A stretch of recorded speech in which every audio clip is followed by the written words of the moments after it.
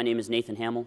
I am the AppSec track chair for Blackhat, so enjoy. Thank you all for coming. This is, as Nathan said, the Web Apps track. This is the HTML top 10 threats, and you'll be presented by Sriraj Shah. Thank you. Okay, good morning and welcome to the talk. I'm going to cover some of the HTML5 attack surface and top 10 threats today. As you can see, my title is Stealth Attack and Silent Exploits. You're going to see why HTML5 looks a little stealth in nature with XHR and so on. So that's something which we are going to cover today.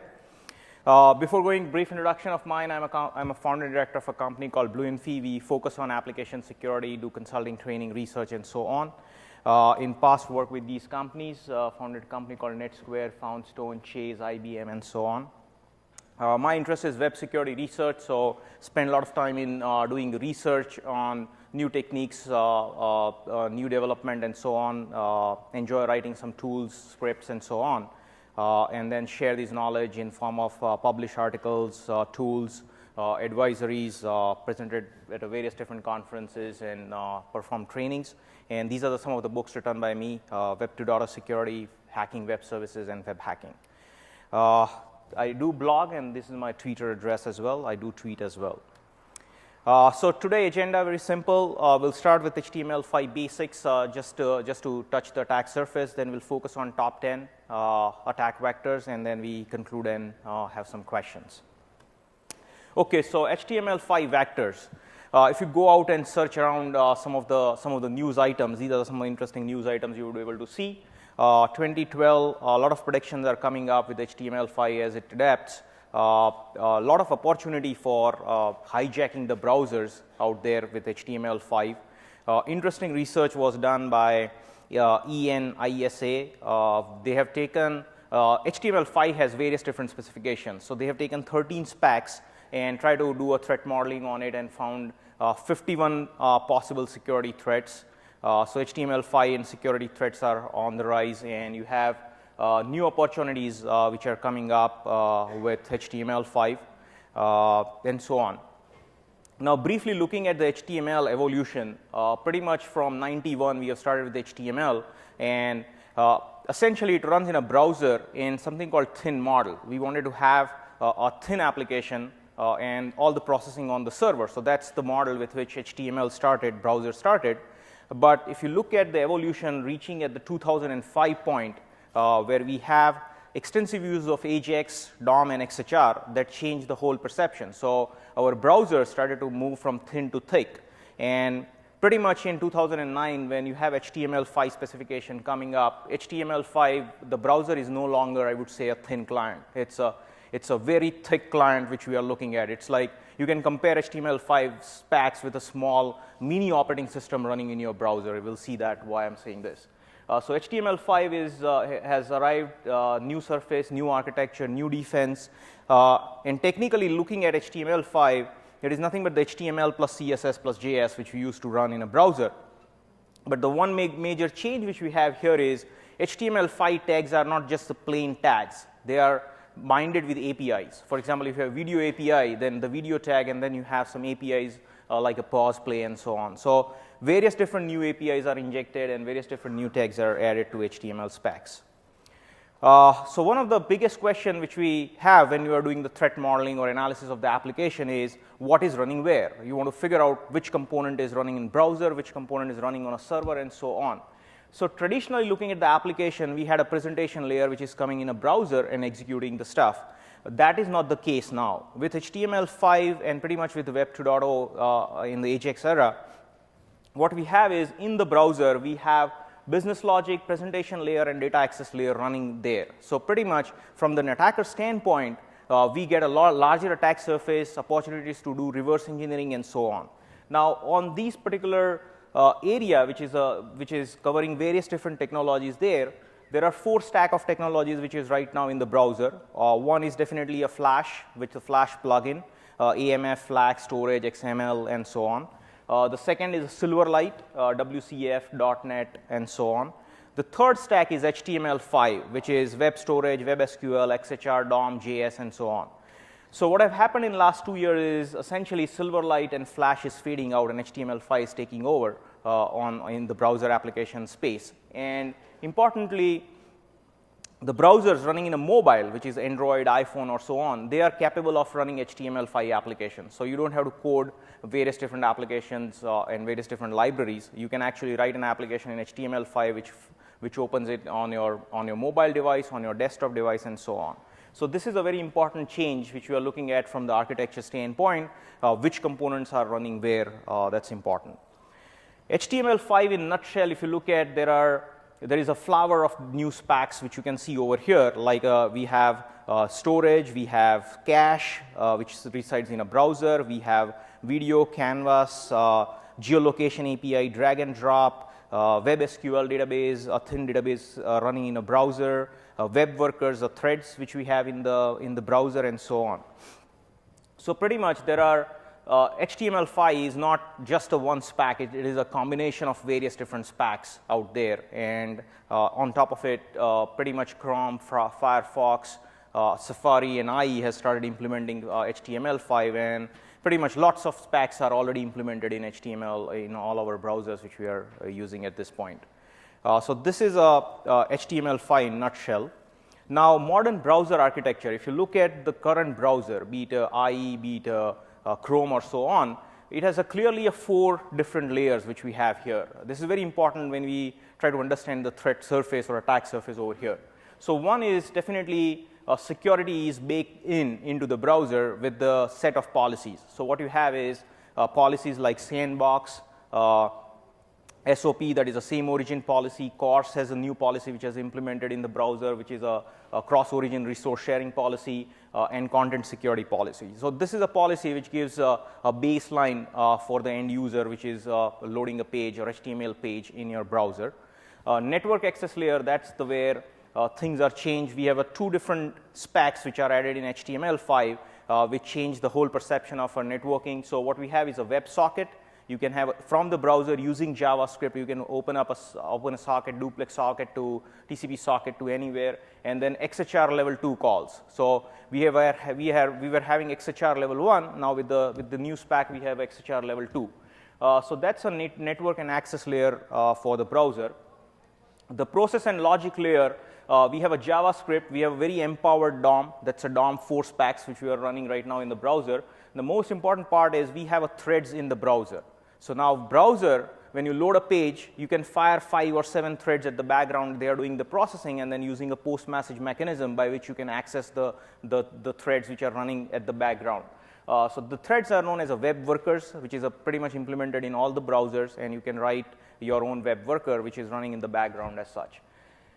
With this, what we have is these 4 little buckets you are seeing. One is we have a web SQL or IndexedDB. So you can have a database which is running in your browser. You can have a cache. You can say for offline browsing on HTML5, you can cache the pages on the browser. You have a file system. So pretty much you can create for your domain on the browser, you can create the whole file system. So there is a file system API which allows you to create any kind of file on the system and on the fly you can use. And a 4th is a storage. You can have a local storage and a session storage part of your browser. So pretty much looking at this, you can't say that this is a thin client. This is a thick operating system which is running as a browser in our mini operating system which is running in the browser. And pretty much we are into back to the future, or pretty much I would say a thick is a new thin for us. So that is how the new browsers are lined up. And on top of it, you have a presentation layer where HTML5 and CSS, which runs on all mobile devices, which runs on all browsers and so on, residing. And the plugins are there, which is Silverlight and Flash. Pretty much these components will fade out in the next 2 or 3 years, I would say. And HTML5 will survive as a core architecture. So this is how the architecture would look like. Now, looking at the threat model, on the presentation, we have several different vectors which are emerging: CORS vector, UI redressing, DOM attacks, APIs. And on the business logic front also, we have web messaging and XHR, storage, file and cache, web SQL and IndexedDB and web workers. So this is a kind of a threat model which we are looking at. Now, let me show you a sample application over here. So over here, we have this application, which is, say, for example, a simple web store, which is written in HTML5. So when you start the page and open in a Chrome has something called developer tools. If you start that, there is a tab called resource over here, as you can see. If you select this, it will show you all the resources which is used by the application. And these are the resources, as you can see over here: database, IndexedDB, local storage, session storage, cookies, and so on. So these are some of the HTML5 components which is running in your browser. So now, say for example, I go ahead and load these pages over here. Now you can see, if you go to the HTML5 page, as soon as we go there, we have a database created over here. So these parameter which you are looking at over here is not actually going to the server and fetching new data. It's actually the local database has been pushed from the server, and now we are just browsing in our browser itself. So this is how a database has been created. You can see over here we have a database. So this is a local database which is created inside the browser on SQLite server. So this is how simple database created. You can create an IndexedDB as well. Now we log into the application over here. We pass on username and password and log in. Now as soon as we log in, you can see over here we have a local storage created. So no cookies required. You can create a session storage or a local storage, one-time cookie or a persistent cookie. And now wherever we make a request, we can use this local storage to send the request to the server. So pretty much that is possible with this local storage and session storage. Now when we send a profile, the local storage or a session storage will play in. So this is another feature which we are leveraging in the application over here. Now we go to the index. Over here, interestingly, if you go and see a file system : then http : / whatever domain or IP address you are in, and say temporary. So it will show you a temporary file system which is in the sandbox created on your domain. So pretty much any application, say for example, Google can create a full file system on your browser for that particular domain. So this is a file system which is created locally on the system, on your browser. So this application has created a file system, and you can see a tokens of file which is created over here. So these are the features, some of these features which are added over here. Now HTML5 is not restricted just to the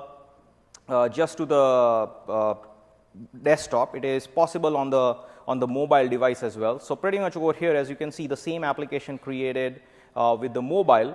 So we are using a browser here, and you can see over here various different APIs which we have out there. For example, you can use a jQuery mobile for creating a mobile, like a slide controls and so on. So interestingly, pretty much a mobile applications can be created. So this is a mobile application. Now you can open these applications in any browser, be it iPad or Android or so on.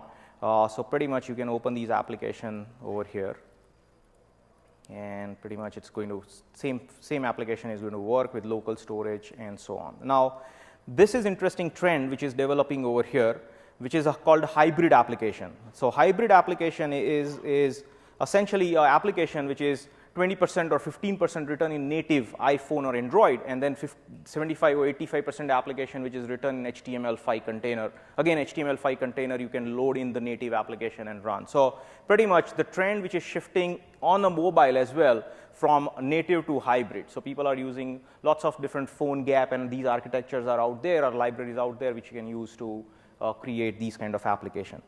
So pretty much HTML5 is out there and available, people are using it and so on. Now looking at the attack stealth and silence. So these are the top 10, maybe evolve over a period, maybe several different attack vectors would come out and possible. But I have dissected them into 3 categories. The one is XHR and tags. So CSRF with XHR and coarse bypass, jacking, HTML-driven XSS, then thick features like attacking storage, DOM, exploiting browser SQL points, injection with web messaging and workers, and then the DOM-centric attacks, which is a DOM-based XSS, offline attack, cross widgets, WebSocket issues, and interestingly, the last one is abusing with several different APIs altogether and so on. So these are the attack vectors which we are looking at. The first attack, which is CSRF with XHR and CORS, which is very interesting because the whole perception of a CSRF is going to change with XHR level 2. We'll see that why. So the target points for CSRF would be XHR level 2 calls and bypassing SOP and a CORS.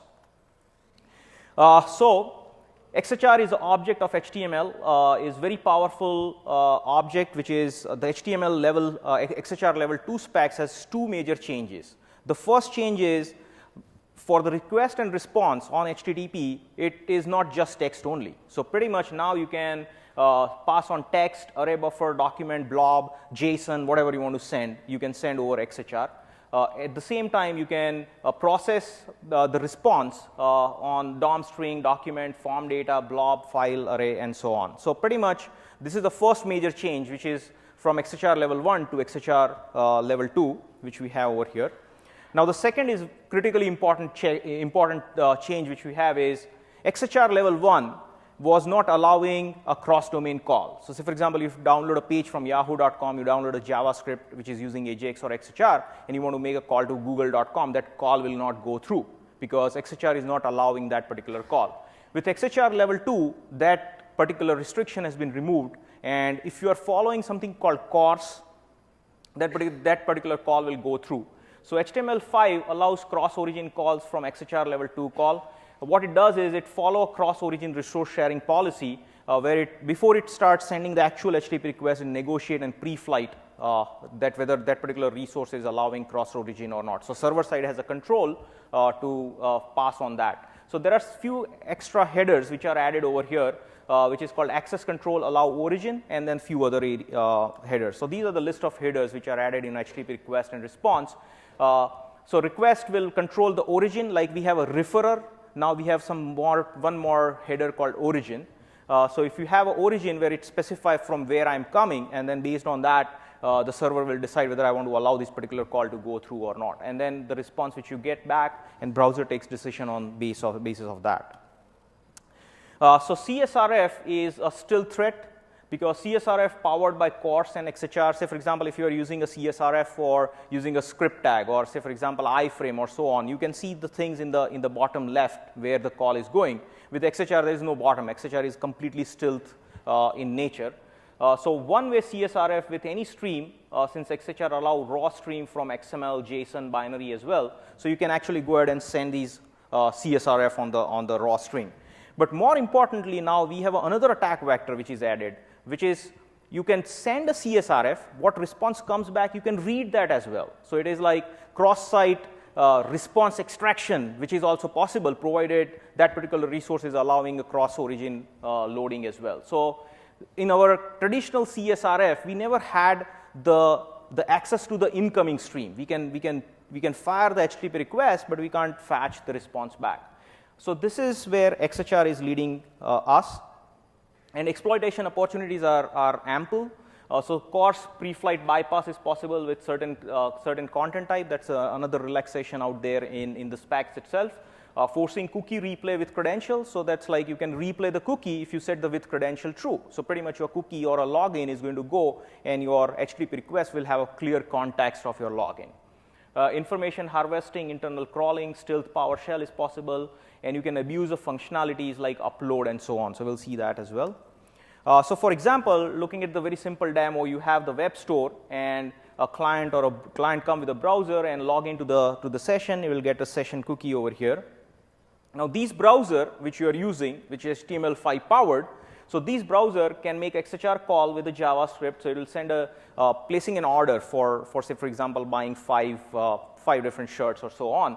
So it places an order. These order is actually going on the JSON, and the success will come back. So you have a JSON stream which is actually negotiating over here. Now the session is still live, and you're browsing around. So you end up on the attacker's site. Attacker will send a page which has an XHR payload there, and leveraging XHR call, it will say content type set to certain text plain to avoid the pre-flight call, and then it says with credential true. So pretty much the call which is initiated from the browser to the server over here, it will be JSON. It can be any kind of a content which is supported by XHR, and that will go through, cookie will replay, and pretty much you get CSRF over here. So this is a kind of a call will look like. As you can see, HTTP open, and we are doing a cross-origin call over here. So we are on some other domain, and we are saying, okay, I want to fire a call to yahoo.com or so on. And then next two lines where we are sending content type to text plain to bypass the pre-flight. So it's like complete open call which will go through, and with credential to true. And pretty much over here, as you can see, we can send any content. So pretty much the doors for CSRF is wide open. Now we don't have to any content, just not just the name value pair. We can pretty much do a CSRF on any type of content over here. So as soon as we click this, what is going to happen is XHR will initiate it for HTTP by without victim's consent or notice. You have a stealth HTTP request sent, and pretty much a silent exploitation will take place over here. So let me show you this demo here. So over here, we have a site which is, say, for example, a store.com. So this is a store.com site. We visit the store and we place an order, and whatever we want to do, we can do over here. So when we select a item for a buy, as you can see, it is sending a JSON request. So this is a JSON request which is going through. So this is a JSON traffic which is going over here for the request here. So this is how application is going to work. Now we log in to the application. So we log in with the credential. So we get a cookie from the server. We get this particular cookie over here. If you go over here, okay, my cookie is CID 10001. That's my cookie. And now I go to a different site, which is, say, strike.com. This is a completely separate domain altogether. And the Go is not required, but just for the demo purpose, we have just kept this. Now, as you can see over here, we can go ahead and look at the source here. So the Go function has this particular source, what I have already shown. It is making a cross-domain call, setting content type to text plain, sending true, and then sending JSON for buy request. So you have no clue. You just logged in into the application. You have no idea. You are not consent. You are just you have no clue. You are just visiting this particular site, which is a strike.com. Now, as soon as you go and click the Go button, or Go will be automatically clicked on behalf of you. So this is your XHR call, and you click on Go over here. We have a proxy on over here, so we can see what traffic going back and forth. So now when we click a Go here, you can see a cross-domain request has been initiated here. You can see a post call going to JSON services, and if you look at the content of the HTTP request over here is clearly you have initiated JSON. You can see over here the origin, which is a strike.com, and your content type is text plain over here. So pretty much this is a next generation CSRF, I would say, which is already initiated. Now, importantly, here it will work with just text plain. So if your library, your server-side library, before processing JSON, if it is compare the content type, whether it is JSON application or application/XML or so on, then you will survive. But most of these different libraries out there, as soon as they see a good JSON, they will start processing. As soon as they see a good XML, they will start processing. So some of these libraries are doing these validations. Some of these libraries are not comparing content type with the actual stream. So this is a CSRF. Now, one more interesting CSRF possibilities is in upload. So now what you can do is XHR can actually create a on-the-fly multi-part request as well. So say, for example, you have a photograph which is posted on your profile, and that particular upload form is not protected with CSRF token or so on. So what we can do over here is, using XHR, we can on the fly we can craft an image file, or on the fly we can craft any other file and push it to the server, and without user's notice or consent, that particular photograph or that particular file will get uploaded on the server. So more serious exploitation possibility is a business functionalities. For example, you are placing your orders, or you are placing your PDF documents, or your insurance forms, or so on. So these are the places where silent upload is possible with this particular API, or a file system API as well. So over here, for example, you have a feature on your application which allows you a bulk uploading. So you are bulkily uploading some orders, and since your cookie is on, what is going to happen is a cookie replay will allow you to upload the traffic. So you get these kind of HTTP requests when you do an actual upload. So you will get multi-part form data, some boundary, and then you have a content type, and then you have whatever orders you want to place will go in the file. So this is how it is going to work. Now you land up on the attacker site, and attacker site will give you this this on-the-fly XHR HTTP request, which is going to do an upload on behalf of you with the multi-part. So pretty much that particular image or whatever you uploaded form or data is going to get posted on the server. So again, this upload will actually work with the silent exploitation. HTTP request will generate it. If the token or if some unique token is not there on your server side, on your upload features, then pretty much this is going to go through. So this is how code will look like. So over here, you are generating a file. So this stream can be binary as well. So this is a text file which we have created. So this is your actual file which you want to upload. So you, on the fly, create a file, give some boundary over here.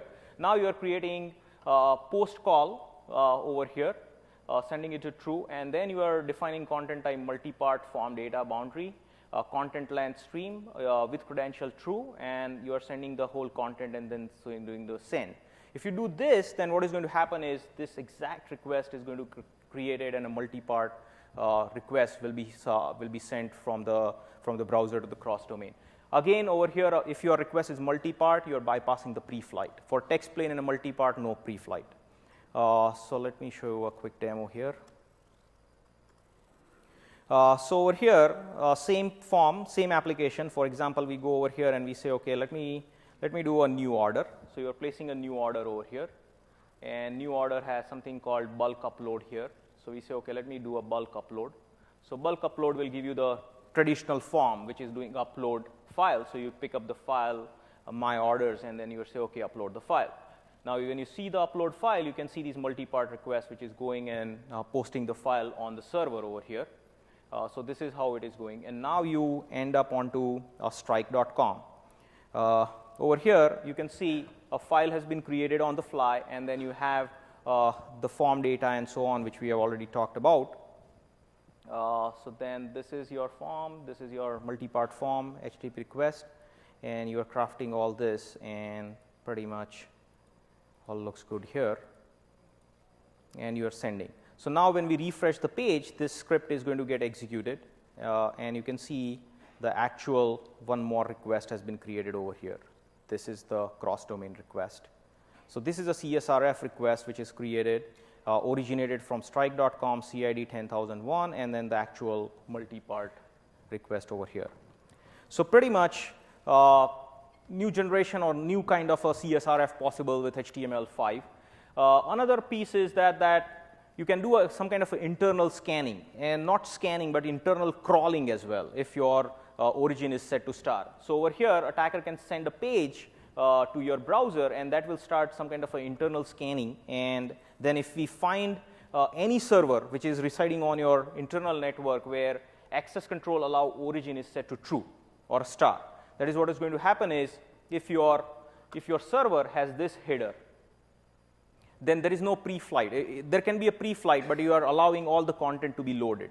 So in this particular case, what is going to happen is, for example, if we run this, so this is a site which is hosted on internal network, for example, and assuming that you have, if you look at the headers over here, a response header, you can see over here a response header access control allow origin is set to star here.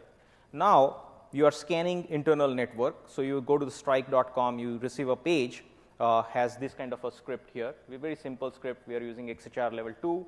Opening a get socket, and if we get a response, then we are showing it, and if we don't get access, we say port is closed or I can't access this particular page. So for over here, for example, 54 and 55, these are the two IPs which we are trying to scan here. So we go over here, and quickly we can see over here get URL, and okay. So 54 is closed, but as soon as 55, you can see this is the HTML content which we are extracting. So this is a CSRF, not just the CSRF HTTP request we are sending. We were able to access the actual content and fetch that back. So pretty much like you can write your internal scanner where look for all the internal IP addresses, and if we find access control true, you can start crawling the entire application and fetch all the data back to the backend server or so on. So this is actual content which we are retrieving from the server. So pretty much on top of it, you have a file API to play around with it as well. So interestingly, like file API, when we do a traditional upload, we can upload one file at a time. Now with a file API, with HTML5, you have a specs where you can actually upload the all content of directory. So say for example, if I send a page to you and say, okay, here is your contact list, please download.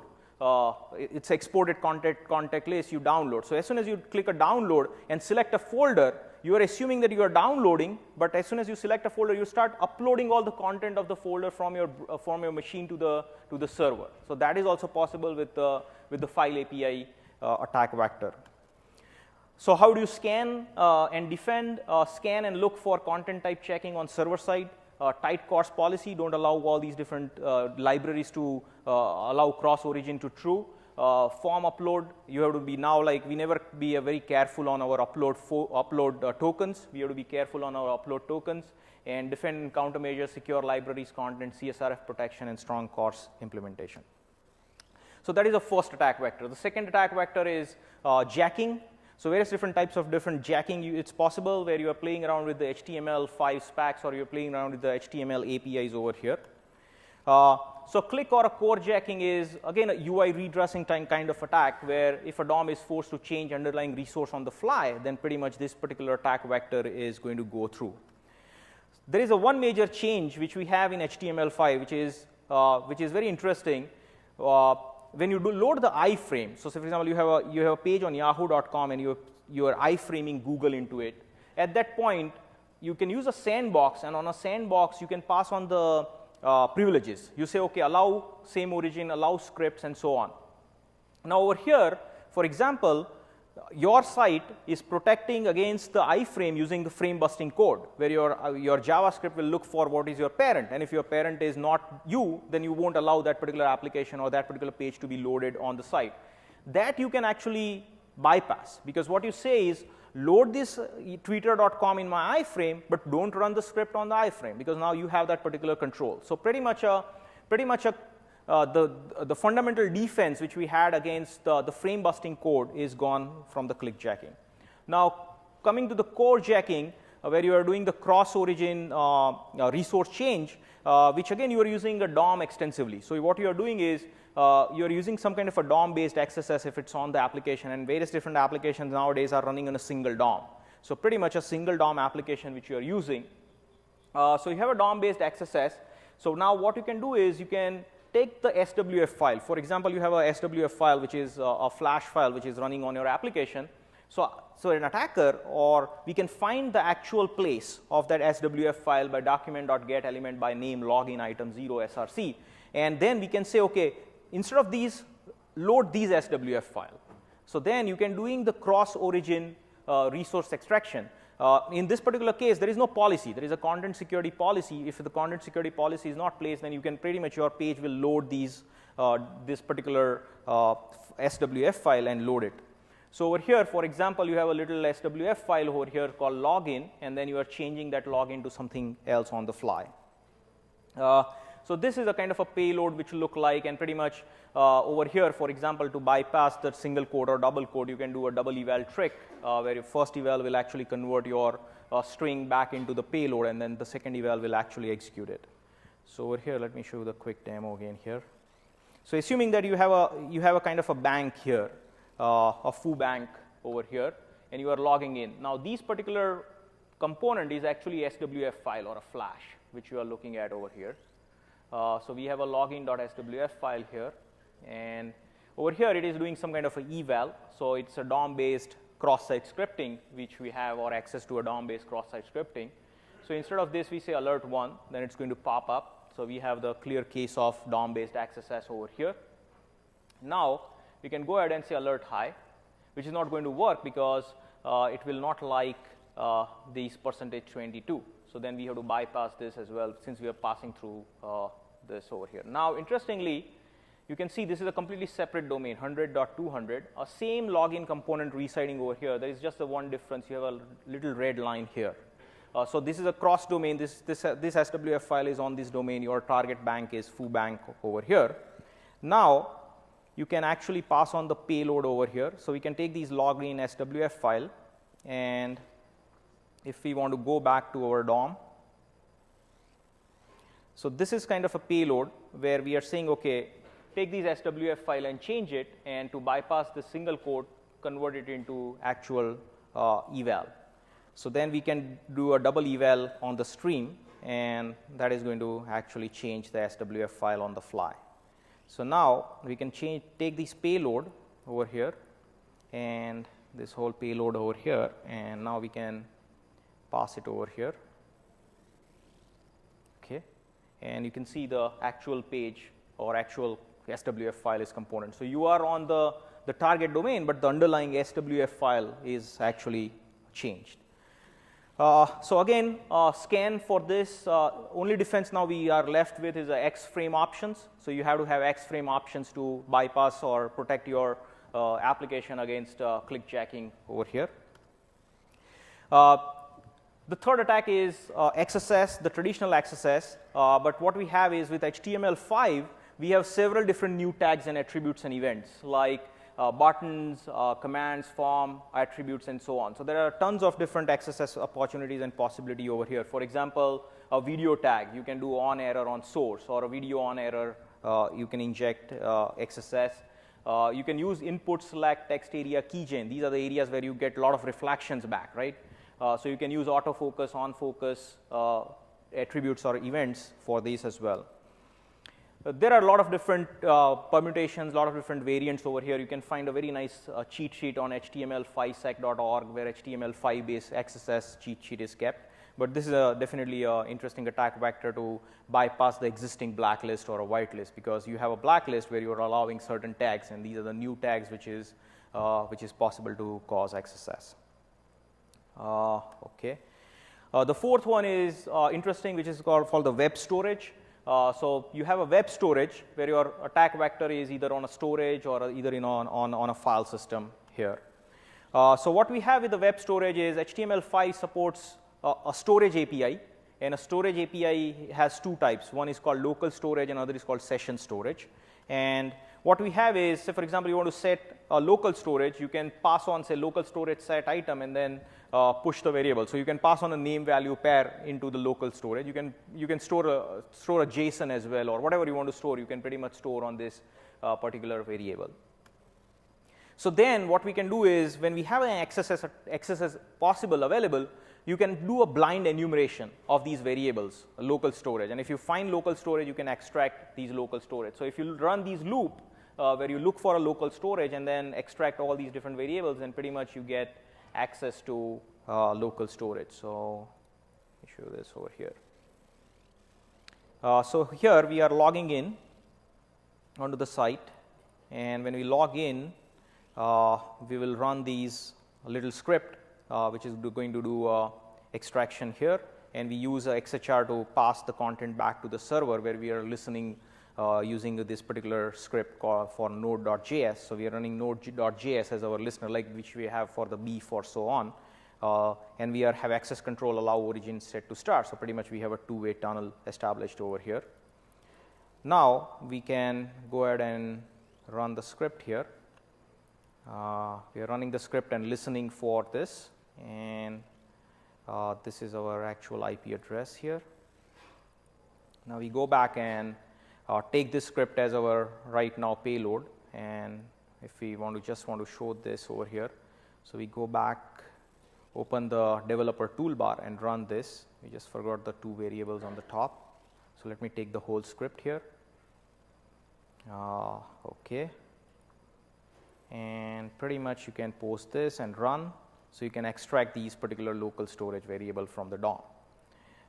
Now pretty much you have a point of XSS somewhere here on the application. For example, this search page has XSS. So over here we go ahead and input our actual payload. Here is our listener which is listening, and now we put a call here, script src, where we want to, and as soon as we do this, you can see the actual variable is extracted from the DOM and shipped back. So this is possible. Another interesting one is a file system. As I said, you can create, a domain can create the whole file system within the browser with these APIs, which are available for different browsers as well. and it is a sandbox. When you create a file system, it actually creates a file system on SQLite on your local machine. So you can create a file system with this particular call, a temporary create a file size over here, and then you can start using a file system. So when you create these file, actual file is going to get created, a file system local host, and then you have the content on the file. So over here, for example, we log in again to the application. This application is creating some kind of a file system. So we have a login. After logging in, if you look at the source code, JavaScript code here.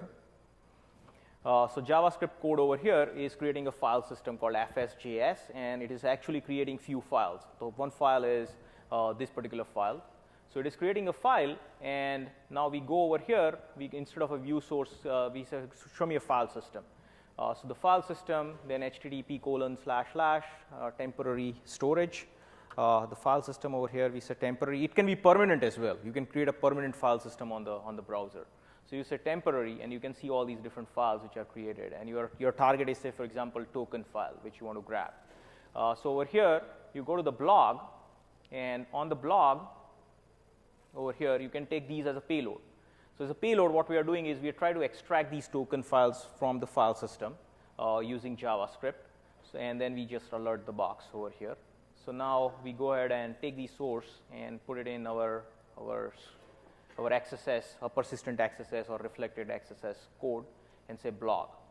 So now whoever visits the blog, that particular file is actually going to get extracted from the system. So pretty much a local storage is you have over here, which allows you to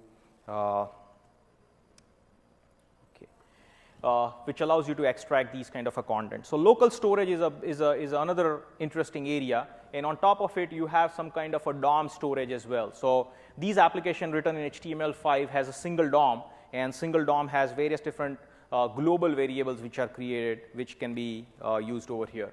So again, you can loop through the global variables and extract global variables from the DOM. And many times you go around and look for these global variables. You find a lot of interesting information on global variables like email, your OAuth tokens, and so on over here. So you can extract all these over here. Say, for example, on these application.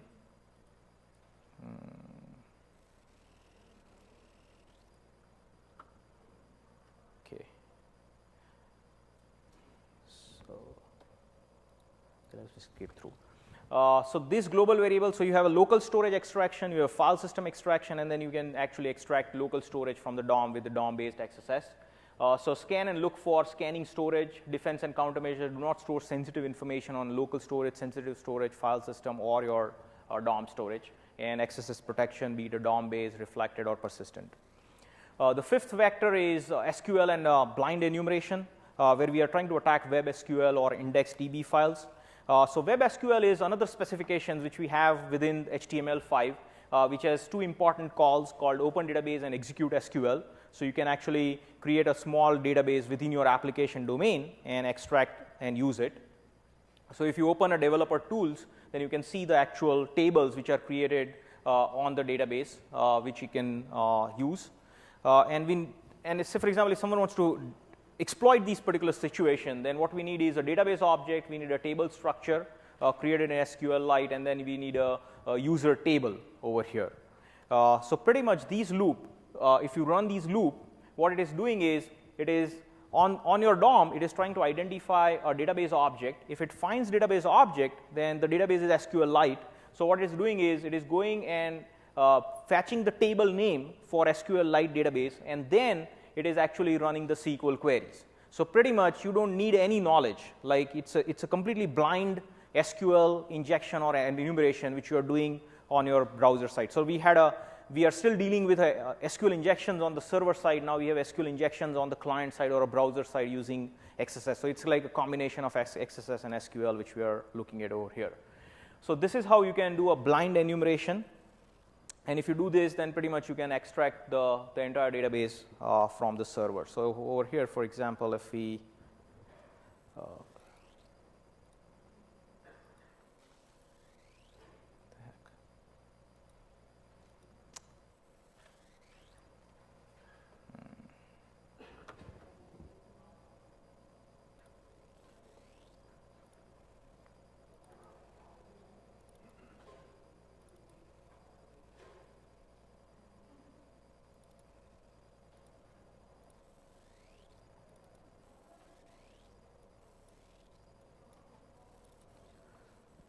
Okay, so over here, for example, we have the same site here, and now we are going and looking at the view page source here.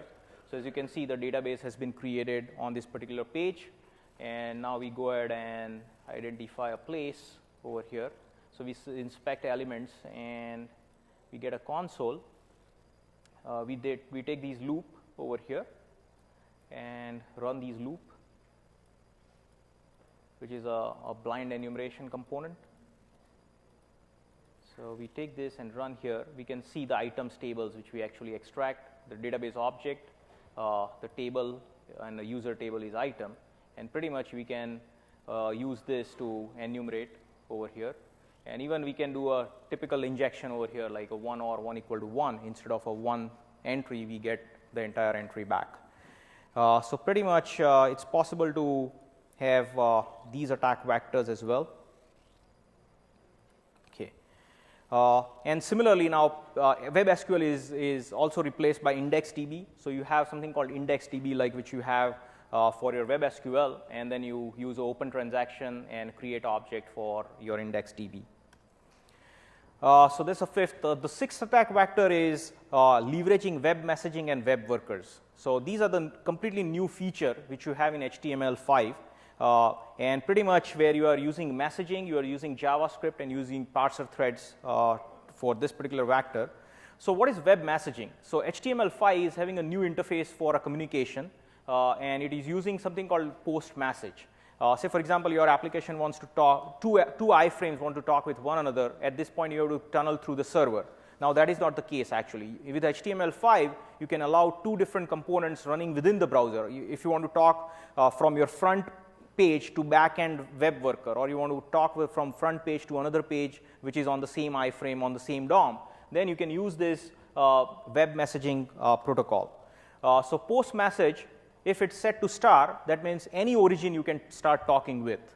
And if it is restricted to particular origin, then that is the only origin you can talk with. The problem with the web messaging and a web worker is a DOM-based XSS, because the traffic which is coming back is not validated. So pretty much if you are doing inner HTML document.write or eval of these calls, then it is going to cause a DOM-based XSS over here. So one of the important check which we should make is looking for the origin here and making sure that if we are talking with the Yahoo, then its origin is Yahoo, then and then allow these post messaging or a tunnel of messaging in between. And same with the web worker. So web worker is a spec in HTML5 which allows you to run threads in the background. So what you can do is through a JavaScript, you can define a worker thread and then say, okay, run task.js in the backend. Say, for example, I'm running a task at the backend which is keep on checking my emails every 5 minutes, and then as soon as I have an email, it will pop up on the screen. So these kind of a task is possible, and then your worker thread can talk with your front thread using worker.postMessage as such. So what we have in a web worker is web worker doesn't have the access to the parent DOM. It's like the completely separate isolated thread. So it can't access the DOM, but other than that, it has all different accesses like XHR, location, navigation, JavaScript, regular expression, array, JSON, and so on. And security issues, definitely we have some security issues. One is an in-domain and a cost request is possible. It can cause a DOS, which was fixed in some of these browsers. And message validation, if DOM-based access, it can cause actual DOM-based XSS. So over here, for example, on this particular script, we have created something called web worker, which is a message.js, which is checking the mails at the back end.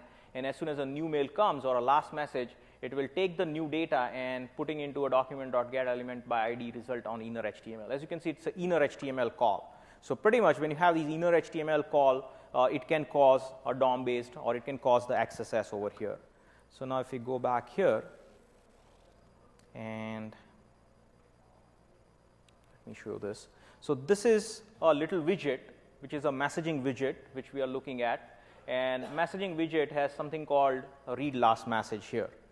Now, as you can click on the read last message over here, you get XSS because that message is coming from a third party, and pretty much you are just loading in inner HTML. So over here, as you can see, this is your web worker thread, a read and a stop thread, which we have over here. And you are running a new worker and a message thread here, and then loading these particular value into inner HTML. So pretty much very interesting new features which we have for both web workers and web messaging. But again, it's all secure coding practices which is required when you're using JavaScript over here. So what we have is a possible to cause XSS running script, passing hidden payloads. Also, web workers can help in embedding silent running files. Can be a tool payload. This particular backend thread altogether can be used by botnet or worm or so on to keep eye on something which is running on the backend thread over here. So this is possible. Again, you can, interestingly, in the spec, they have written that you can't load a cross-domain JavaScript on your web worker, but then in the web worker, you can use something called import script and then load a third-party stream or third-party JavaScript into your DOM. So that's interesting spec over here for web worker. So scan and defend, JavaScript scanning, messaging and worker implementation, and defense and countermeasure, same origin listening. This is a very important criteria when you're implementing cross-site post messaging in your application. The seventh attack vector is again DOM-based XSS with powered by HTML5, where again you are leveraging JavaScript, messaging, and DOM event over here. DOM is pretty much, we are right now on a DOM 4 spec, so you can see some kind of interesting specifications out there. Like you can use XPath within your DOM as well, so you can have like kind of a XPath injection in your DOM or so on. So this is a kind of a heavy DOM specs which we have. And DOM-based XSS, it is a sleeping giant. It can, the root cause of DOM is already loaded. Application is a single page and DOM. This is a kind of a architecture which we are looking at. Is HTML5 based application will run in a single DOM. So when you load the page on a slash, that DOM is not going to change. Only DOM will keep on changing. The whole refreshing and reloading of DOM will not take place. Just the partial DOM changes will work. So essentially what is going to happen is when you have a DOM-based XSS, then that DOM-based XSS will remain throughout the application lifecycle. So information is coming from untrusted sources. You have a JSON padding usage, web workers, and callbacks. So AJAX with HTML5 DOM, AJAX function would be making a backend call. Backend would be returning JSON, and then in some libraries, their content type would not be validated, and then it will actually go ahead and process these particular calls. So this is a very simple DOM-based XSS over here, as you can see. There is a little RSS feed reader, and this feed reader is fetching the feeds from the server and then showing the feeds. Now, if you look at the line of code which is being executed when you run these component, so you can use over here, you can go ahead and this is your RSS feed reader, completely in HTML and JS. And now we go ahead and start over here. DOM tracer, which is just show you the line of code which is executed on the application when you fire any particular event over here. So we fire, say, get me a trade news over here. So at that point, you will have these lines which are being executed. And when you go through the source code in a static fashion, you will find that there is no validation or there is a opportunity for DOM-based XSS. It is making a GET call, finding the actual stream, and then posting it on the server over here. Okay, so this is how you get the inner HTML, and at that point you will cause the actual XSS over here. So we get this stream, and this stream will actually go ahead and do the alert. So as soon as we click that particular object, it's going to cause DOM-based XSS. So DOM-based XSS, you can do DOM calls, evals, look for the static analysis on the DOM-based XSS. The eighth one is third-party or offline HTML widgets. So pretty much you have, interestingly, you can have the cache poisoning, the browser side cache poisoning possible with HTML5. There is a tag called manifest through which the cache being injected in your browser. HTML5 driven widgets, if they are sharing the same document object model or a DOM, then pretty much a cross widget sharing or a cross widget would be possible, and that is going to cause another security concern as such. And then we have a WebSocket, which is again another interesting component which we have in HTML5 browser, by which you can create a duplex channel and so on. I think the third talk on that same track is completely on a WebSocket, where the Qualys folks are going to show that as well. So there are a lot of different stuff which can happen with this. HTML5 allows WebSocket APIs, full duplex TCP channel, possible threats, backdoor and browser shell, quick port scanning, botnet and malware leverage. Sniffer can be created, like kind of a WebSocket driven sniffer you can create as well, and you can do internal scanning.